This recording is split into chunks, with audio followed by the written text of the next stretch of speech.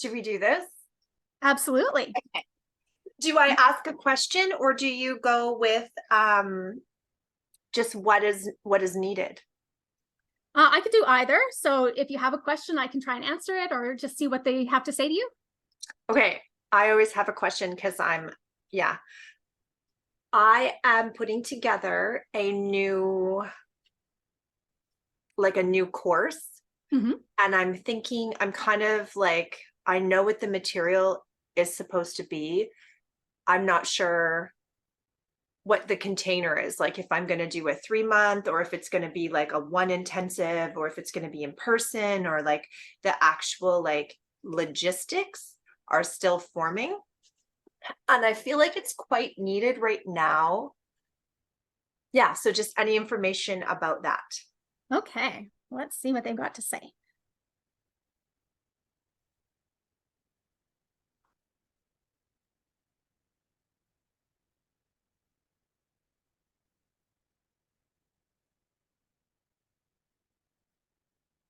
Oh, you've got a lot of stuff that comes up here. They really love this question. So I'll take a picture of it and send it to you later so that you can get a clearer picture of what the objects look like in their thrown state. So I'll show you them now. So this is what Oh, wow. yeah. So everything that's inside the circle on the mat is something that's directly at play in this situation. So this is like things that are actively happening. And the first thing I'm going to talk about is this little blue bracelet I have here. And this is called an action item. And anything inside the action item is something you can like actively try to work on. The first one that I'm going to talk about here is this little Red Riding Hood figure. And the Red Riding Hood figure speaks to me of the container that you're putting this class, this course in, wrapping it up in a way that is appealing to maybe the beginner, someone who's like not really sure where they are in their spiritual journey, and they're thinking maybe this is something I should do, maybe it's not for me yet. So this is sort of like what you're wrapping it in, how it looks from the outside, and putting it in a way that's appealing to someone who's a little bit trepidatious. I feel like even today we get a lot of messages about tarot and stuff is the devil's work or whatever. We get a lot of that from people who don't really understand it. So I feel like a lot of us have that little voice in our ears. Maybe we shouldn't be doing this. Maybe this will turn off people. Maybe this will make my friends uncomfortable. So this is sort of like, how can I, make this as friendly, as gentle, as as appealing as possible to these people who are still a little unsure. The next item we're going to talk about is it's a little book that opens and closes. And this little book, I think, is quite literally about the wording that you'll use and figuring out like what sort of actual physical material will I be offering with this course? Like, is there a workbook? Is there, an exercise book? Like, is there assignments for people? Like, what kind of physical material will I have involved in this? So these are things that you can sort of think about, you can work on and sort of get them fleshed out. And as you work on those things, you'll start to see some of this other stuff come together. You'll be like, oh, okay, this is part of how it works. This is part of what I should do. And it's just sort of going to click together as you work on it. And the next thing, it's sort of making its way into the action item, but isn't quite there yet. This is a raccoon baculum. And the baculum is actually the penis bone. Oh, wow. Yeah, it's surprisingly large for a raccoon, isn't it? Yes, it is. I didn't know mammals actually had an actual like bone in their bone. Yeah, some of them do. Some of them have evolved out of it. Like their coyotes one is about this big, but the raccoon one is massive for some reason. Wow. So it usually reads as male energy, and it is reading as male energy, but it's sort of reading more male energy in the form of, we view the sun as a masculine energy and the moon as a female energy. Okay. So this is sort of like looking at how can I bring light, how can I shine a light on this? How can I make it, you know, spread the word? How can I get this message out there that this is something I'm offering and this is something I'd like people to be able to take part in? So this is sort of, it's not quite fully realized yet, but you are getting there. And it's just sort of looking at how to spread the word about this as much as possible. Okay. So next we're going to talk about, this is a porcupine quill. And the porcupine quill, this is a very important message specifically for you. It is, as you're working on this, you're going to form a lot of cords of attachment with people.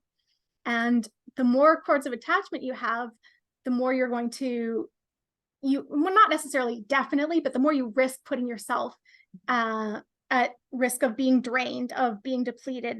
So making sure you're really taking care of the physical as you work on this spiritual project. And it's an awesome project. It's a very important passion project that the universe really wants to see come to fruition. But it's, you know, always important that we take care of our physical health first. Okay. So we've got this little, it's a mosaic tile. And this is one of the items that I picked up in Costa Rica. And this is one of the things that I really liked about my trip in Costa Rica is these bonds that I made.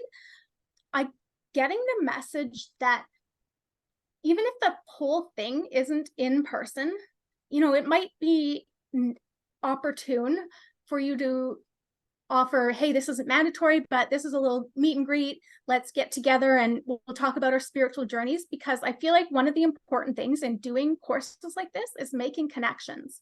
And it's easier to make a connection with somebody to, you know, get to familiar with their energy and to figure out if you click, if you can meet in person. So just like, you know, a little like coffee meet and greet kind of thing might be a really important part of it. So I'm going to talk about these two together because they are sort of interacting. We've got, this is a little piece of mummy wrap. And this is a butterfly wing. And this is speaking to me of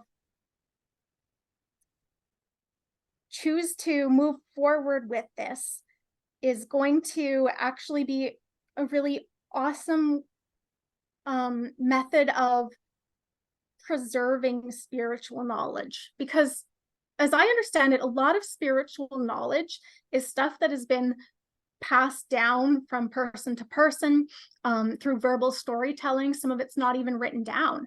And one of the only ways that we can ensure that these practices continue, this knowledge continues, is to share it with others. So this is like hugely, the universe thinks it's like hugely important to make this happen, because this is ensuring that people continue to know this and continue to practice it. Okay. Next, we're going to talk about this guy.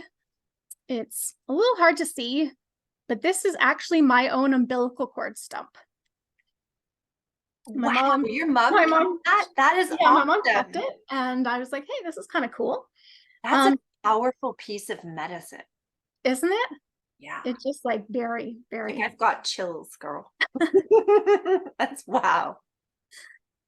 So this one is, I just love this message. This is like calling on this very sacred connection we have with Mother Earth.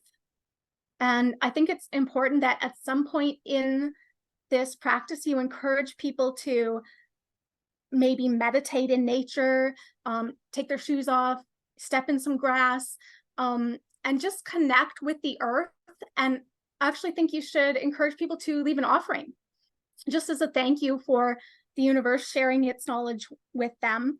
And offerings, you know, they can be simple, you know, whatever the person is guided to do. But yeah, this is like, it's just, there's so much love in this reading. There's so much love in it. And it's very gentle, and it's just like, it's an energetic hug, honestly. Okay. You've got this is a fox jaw, and it doesn't have any teeth in it. And I think that in this particular aspecting of it, there is space for a limited number of people. At least in the first offering, you should limit the number of people. This is for your own, like the cords of attachment thing, preserving your own energy. But it's also so that you make sure it's manageable. You can just sort of do a test run. And the more you learn from this, the better able you'll be to make it a bigger thing next time and allow it to grow and expand. Okay, we've got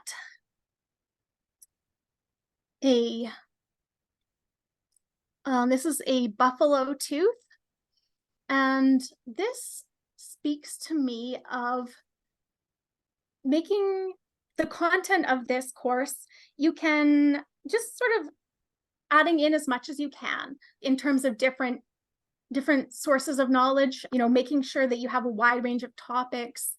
Even if you don't delve too deeply into them, it's just sort of introducing the concept. And then, this is just a weird random message, maybe having a form at the end and saying, what would I like to have learned more about?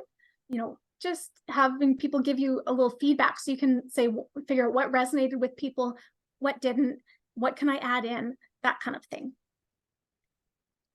And okay, little starfish. And this is not reading what it usually does. It's usually a message of sort of regrowth. Oh, okay, I get it.